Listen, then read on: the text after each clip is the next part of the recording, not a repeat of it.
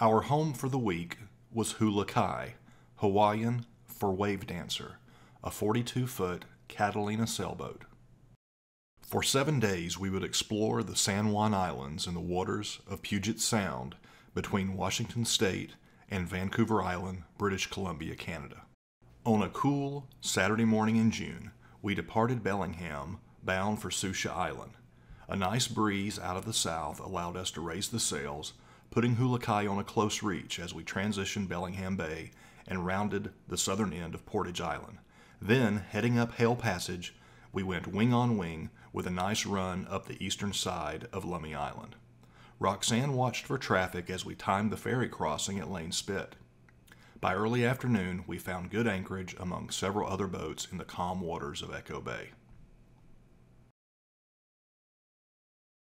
Susha Island is a state marine park and one of the most popular in the San Juan archipelago.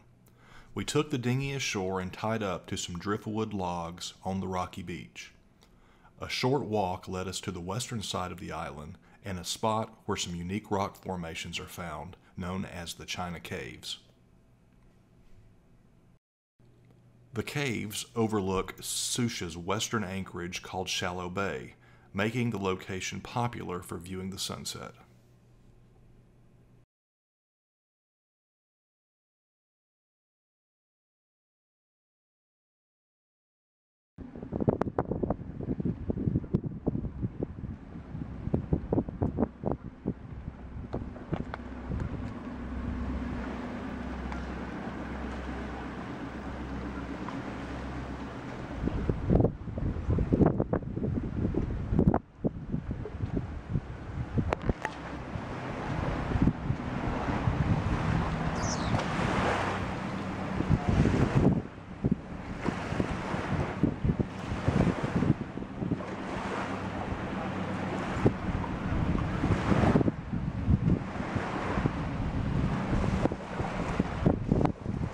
We met a young couple who were camping on the beach and later spotted them climbing up into the caves for a front row seat for the sunset. We hiked the 2-mile loop around the northern part of the island and across the Walden Bluffs, returning to the beach overlooking Hula Kai about an hour before the sunset.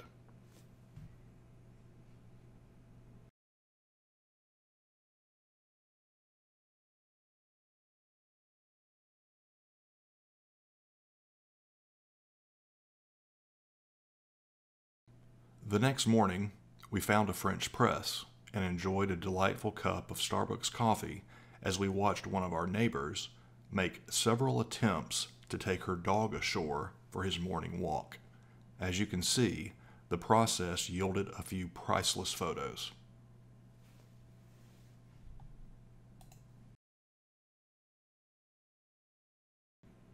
After breakfast, we departed Susha and headed down President Channel on our way to Jones Island.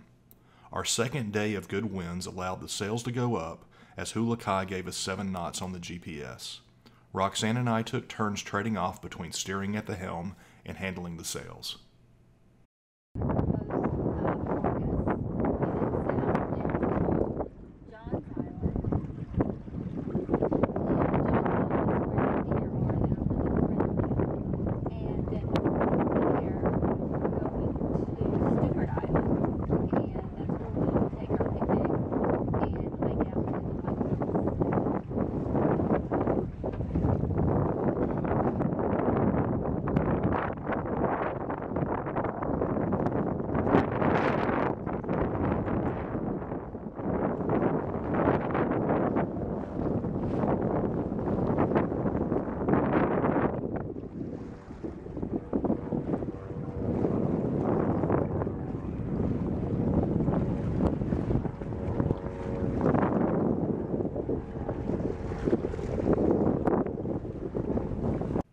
We arrived too late and found no room to anchor in the north cove of Jones Island, so we went to Plan B and took a northwesterly course heading for Reed Harbor on Stewart Island.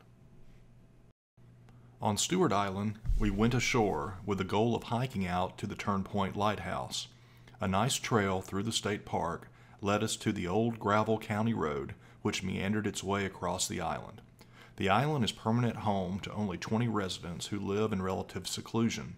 There's no electrical or gas utility, and mail is flown in once per week from nearby Friday Harbor on San Juan Island. We encountered dozens of deer and sheep along the road.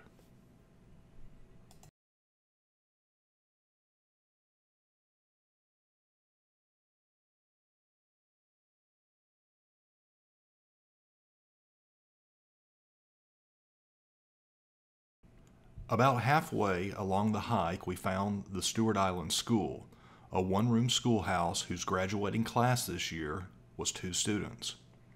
The Benson family makes t-shirts and stationery, which is sold by the honor system. We purchased several shirts from the Pirate Treasure Chest. Finally, we made it to the western side of the island and Turn Point Lighthouse. Across Boundary Pass, we had a nice view of the Canadian Gulf Islands. The lightkeeper's house was built in 1893 and serviced the lighthouse, which guided ships around the 270-degree blind turn from Harrow Strait to Boundary Pass as the mariners made their way to the Straits of Georgia and north to Vancouver. Throwing a blanket to the ground, we had a little picnic while watching the cargo ship Hanover Express make the blind turn at Turn Point. The 2.5-mile hike back to Reed Harbor took about 50 minutes. Along the way, we had a splendid view of Provost Harbor, along with snow-covered Mount Baker in the background. After what seemed like a long hike, it was nice to see Hula Kai waiting for us peacefully anchored in the harbor.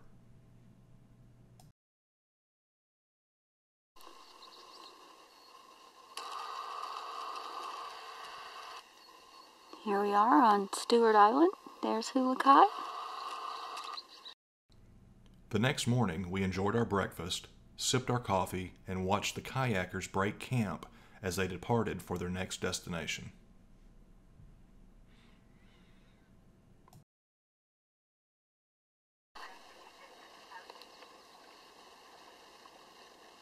Early morning kayakers, Reed Harbor, Stewart Island.